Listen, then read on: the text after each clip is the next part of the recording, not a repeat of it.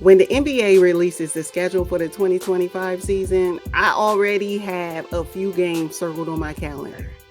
And I'm just not going to even, let's just get right to it. Now, the Boston Celtics and the Golden State Warriors is a game that I have circled. Here's why. Steve Kerr basically robbed Jayson Tatum of the opportunity to make an impact on Team USA. Barely touched the floor. You think Jayson Tatum not going to remember that and just wreak havoc on the Golden State Warriors and Steve Kerr in particular? Yeah. Right? And yeah. then you couple in Jaylen Brown not getting an opportunity to play for Team USA when they chose Derek White, when Kawhi opted out, and I guess they just didn't want to have 4 Celtics on Team USA. I'm not sure. I guess so, because Drew Holiday was there. Yeah, I suppose. Yeah. Okay, that's good. So you're saying that those um, regular season games will be revenge games, each one. Oh yeah, for Jayson Tatum. Yeah, He's watch not gonna say this. it. Right. Yeah, Oh, yeah, yeah. you didn't believe I could actually contribute. Okay, well let me show you how I'm gonna bring this team to another championship in 2025. Okay, I got it. Yeah, yeah. Okay, well you know what? I'm going to go and travel to the East, and I'm gonna stay there. I don't know if these two teams are the new rival in the East. However, I am looking forward to these revenge games in 2025 because this one team stopped the other team from getting anywhere in the playoffs, and that's the New York Knicks, and the Philadelphia 76ers. I think that both teams have something to prove, especially when they went up against one another during the regular season in 2024. The New York Knicks won 3 out of the 4 games that they played together. And then the Knicks had the nerve to say, you ain't going to even get past round 1 in this playoff round for 2024. So I think that the Sixers have something to prove. And unfortunately, they'll have to go through the New York Knicks to make it happen.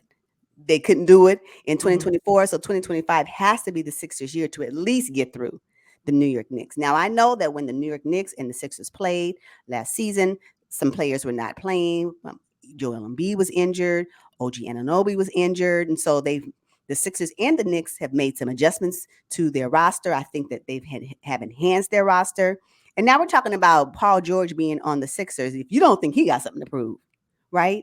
And I think that the process of Joel Embiid, when will we say, you know what, y'all, is it over, right? So Joel Embiid again has to show something, right? And we already seen what the New York Knicks can do, and then they bring in their other counterpart in Mikal Bridges. Like, y'all, how y'all gonna get through that? So I think that there is some rivalry there that I love to see.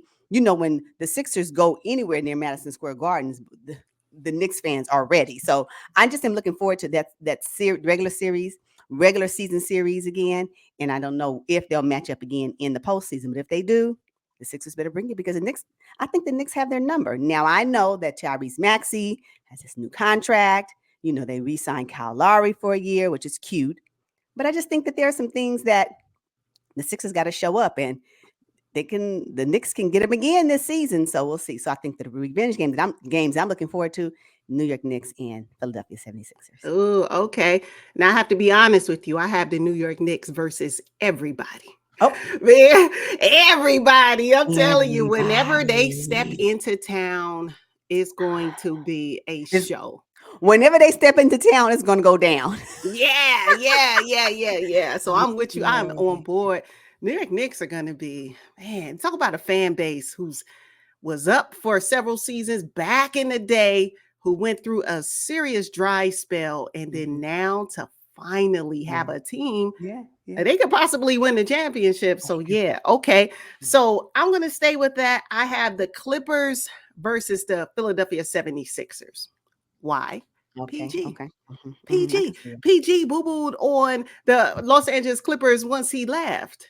Yeah. Like his podcast, that was what? No. I cannot wait to see how the Los Angeles crowd will receive him in their new arena, right? And then I'm also looking to see how PG will perform with the brand new team at this stage of his career, playing with 2 all-stars, superstar Joel Embiid and Tyrese Maxey, who's right there Mm-hmm. on the cusp. I'm How will telling you. PG fit into that? A guy who likes to have the ball, Mm-hmm. who likes that ISO, but I don't think they're going to play that type of offense in Mm-mm. Philadelphia. They better Mm-mm. not. Mm-mm. Mm-mm. Yeah. Mm-mm. No, no, no, no. And I'm with you on that one because if Kawhi Leonard is remotely healthy, can you Uh-huh. imagine? Can you imagine Kawhi Leonard saying, "You going on the team that I brought you over to? Watch this." And I, they'll probably be guarding each other. Probably. now, I like Paul George, yes, but if Kawhi Leonard is anywhere strong as he is, and he's skillful anyway, I just can't wait to see what he brings. But that's a good one. Yeah. So the rivalry really is against Paul George and Kawhi Leonard. They just happen to be on the Sixers and the Clippers team. Uh-huh. I brought Can't you over wait. to my family. Then you departed, which is fine, but you didn't have to talk bad about us. That's the thing about it. It's okay if you depart. You have a right to, in free agency, to do whatever you want to do. But you gonna act ugly? Nah, Mhm. son. To your hometown? Come on. Like, yeah, no, Mm-hmm. I'm with you on that one. Okay, so let me see.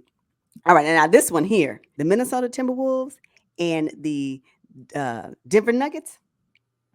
That Mhm. for me is a revenge game. Yes, because if Mm. you think about it, the Nuggets and the Timberwolves, they tied the um, regular season series, and then went to the playoffs, had to fight one another in order to get to the next round. And for some reason, the Minnesota Timberwolves defense just they stopped the Denver Nuggets, right? And so now, although the Denver Nuggets were the reigning champions at the time, right? The Mhm. Minnesota Timberwolves came through and said, "We got something for you, Nikola Jokic and Jamal Murray. I don't know where you were," right? So I think that the Nuggets in this case have something to prove. Came into the 2024 season being the favorites. We were all hopeful in some aspect because they were the reigning champions that they should be able to do it again, and they did. And unfortunately, the Minnesota Timberwolves said, "We will stop you." And that's what happened. So I think that there is something to be said about a revenge game. Not that the Timberwolves were anywhere near reigning champions as a NBA championship, right? But they stopped the team from achieving their repeat championship. So I think that there is a rival there that I would like to see. And so, yes, I'll be circling those games because, again, Anthony Edwards is that beast. And now with this experience with Team Yes. USA, ooh, ooh, ooh. So, yeah, I'm Yeah. looking forward to that. Mhm. Okay. Okay. So the last set of games that I will have circled on my calendar is when the Dallas Mavericks play the Golden State Warriors.